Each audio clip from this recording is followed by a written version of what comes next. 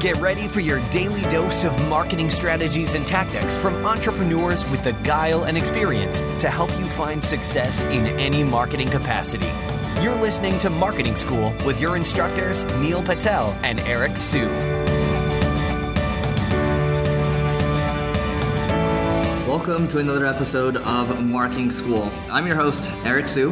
And I'm Neil Patel. And today we're going to be talking about how to generate sales through webinars. So, Neil, you've had some success with webinars. Why are webinars great for generating sales? The best part about webinars is people get to know you, you build trust, you can educate them, and after that, they're like, hey, all this information was great, and if this was amazing, I wonder what your paid products or services look like, so then they'll be much more likely to buy. It's really that simple. So with webinars, there's a lot of different software tools available to make it work. So I guess I can kick it off with tools initially. So GoToWebinar is very popular. It's owned by Citrix. So GoToWebinar, it integrates with a lot of different landing page tools available to you. You have a lot of different options. It's just simple to use. And a lot of people talk about problems with GoToWebinar. You know, while I have experienced some technical issues with GoToWebinar at times, for the most part, it has been pretty solid. And once you have a good webinar established, you have one that's converting at a decent conversion rate. You know, we're talking anywhere from 5 to 10%.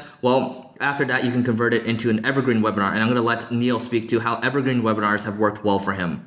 Yeah, what evergreen webinars are is you record a live one, and then you can have one that's on replay. It captures everything from the Q&A to the chat, etc., and it shows it to people. They usually know it's a recorded version. You don't want to lie about that. And of course, you can let them buy as well from there.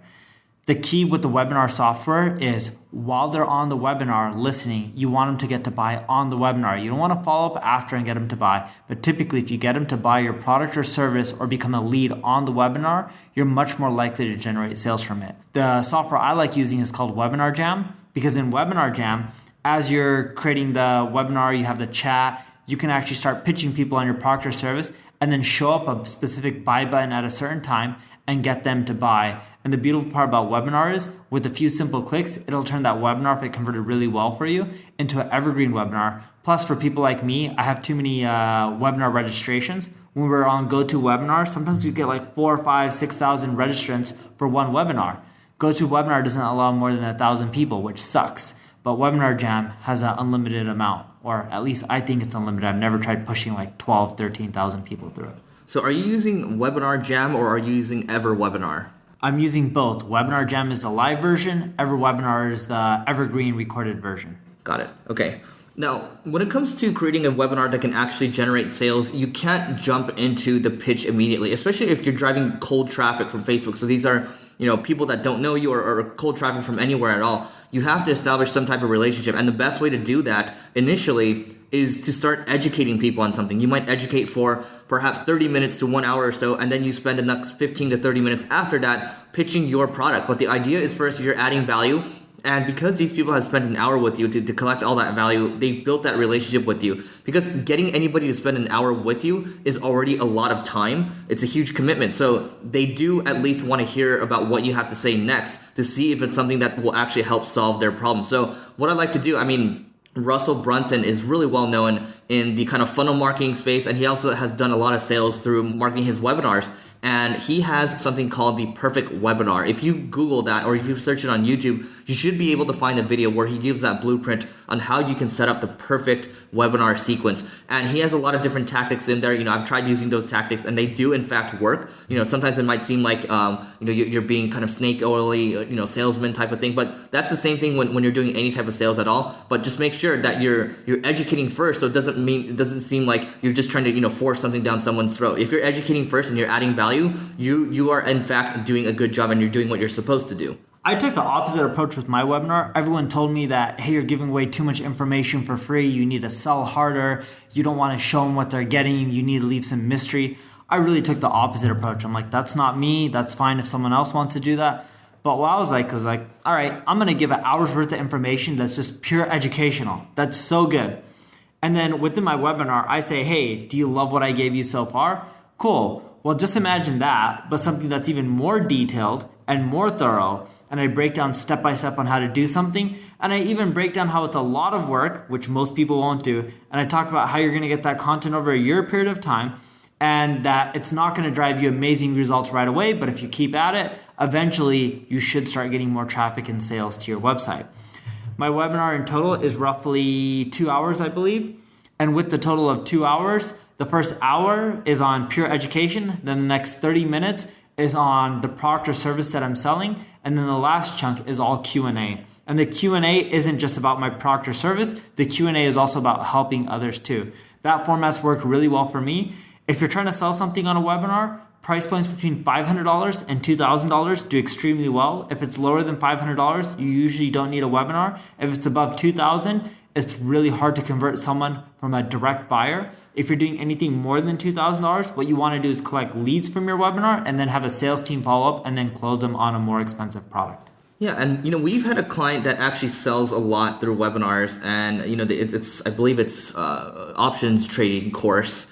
And what they reported initially was that basically they got a lot of sales from the webinar directly. And what happened over time was because a lot of more competitors started coming into the space, what they started seeing was that the follow-up actually started to generate more and more sales. So if you have people showing up through your webinars and they let's say they attended and they saw the offer but they didn't purchase, you can send them emails based on what they've done exactly. So you can do this through Infusionsoft. With Webinar Jam, I believe, or with every webinar, I believe you're able to tag people that have taken a certain action, and then you can send them emails based on the action that they took. So that's also very important. In some cases, you can sell them directly, but make sure, there are going to be people that don't purchase. Make sure that you're also following up with these people as well. So you have a lot of different segments, right? You have the people that attended, did not see the offer, attended that saw the offer, did not purchase. That's a segment that you do want to go after. So make sure that you have some type of follow-up sequence automated that can go after people. Worst case scenario, you can have something that isn't based on segmentation and you're at least following up with them after the webinar. You also want to make a unique offer that's just to people who are on your webinar. I'm giving you a simple example of this. Let's say your product's selling for $1,500 naturally or normally. You can do a deal on the webinar where if you buy right now, it's $997, or if you're a webinar attendee, you can get it for $997. And after the webinar is over, for all the people that don't buy, you want to put them in a countdown sequence. You want to let them know that, hey, after 7 days or 10 days, whatever the time period could be, it could even be 2 or 3 days, the offer is going to expire. Through tools like Infusionsoft, you can make it where a link expires. So each individual person is given a unique link. And if it's over that time period, they're not able to buy, which means that when you send out these emails, you're not lying. And that's really important. You don't want to make it where you're telling people, hey, this offer is going to expire in 2 or 3 days, and then letting people a week or two later buy, because then no one's going to take your word seriously, right? In addition to that, you also want to make sure that no matter what you're offering, you have a countdown sequence. I can't emphasize that enough. The countdown sequence, as I discussed, is buy within X period or it's going to expire. It's so stupid, but half your sales at least will come from that countdown sequence. I don't know why, but it works that way for almost every single industry that I've tested it in.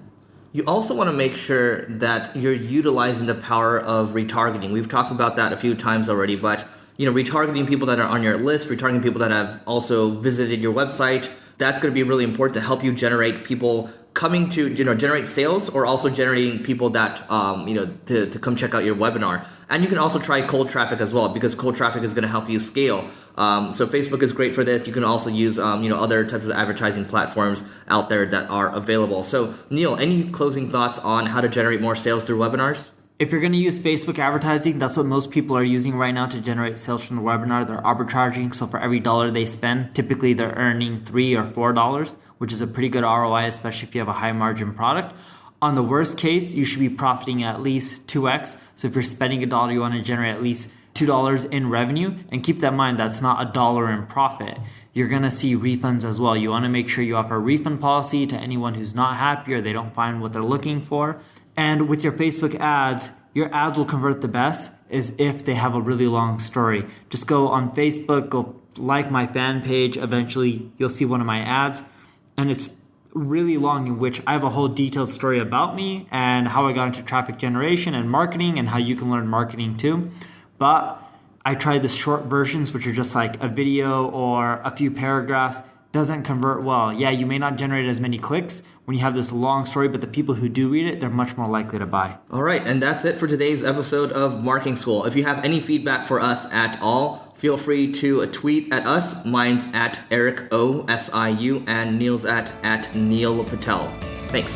This session of Marketing School has come to a close. Be sure to subscribe for more daily marketing strategies and tactics to help you find the success you've always dreamed of. And don't forget to rate and review so we can continue to bring you the best daily content possible. We'll see you in class tomorrow, right here on Marketing School.